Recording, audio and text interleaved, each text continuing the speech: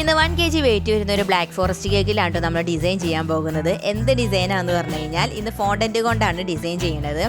അപ്പോൾ ഞാനധികം fondant use ചെയ്യാറില്ല, cream കൊണ്ട് തന്നെയാണ് എപ്പോഴും ചെയ്യണത്.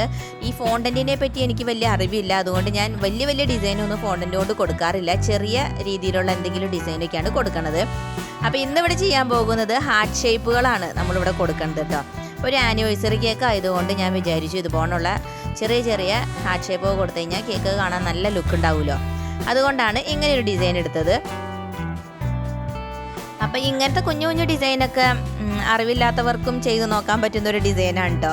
എന്നെ പോലുള്ള അറിവില്ലാത്തവർക്കും ചെയ്ത് നോക്കാൻ പറ്റുന്നൊരു ഡിസൈനാണ്. ഞാൻ ഇതുപോലുള്ള കുഞ്ഞു ഡിസൈനൊക്കെയാണ് ചെയ്ത് നോക്കാറുള്ളൂ. ഇനിയിപ്പോൾ പഠിക്കണം ഞാൻ വിചാരിച്ചിട്ടുണ്ട്. കുറച്ച് ഡിസൈനുകളൊക്കെ എൻ്റെ മനസ്സിലുണ്ട്, അപ്പോൾ അതൊക്കെ ഒന്ന് ചെയ്ത് നോക്കണമെന്ന് വിചാരിച്ചിട്ടുണ്ട്. അപ്പോൾ ഈ ഡിസൈൻ എങ്ങനെയുണ്ടെന്ന് എല്ലാവരും അഭിപ്രായങ്ങൾ കമൻറ്റ് ബോക്സിൽ പറയണം കേട്ടോ.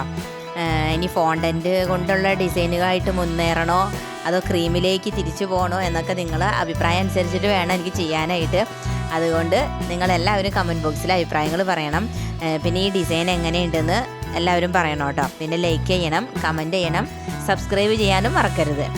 അപ്പോൾ വീണ്ടും അടുത്ത ഡിസൈനായിട്ട് വരാം കേട്ടോ. Okay, bye.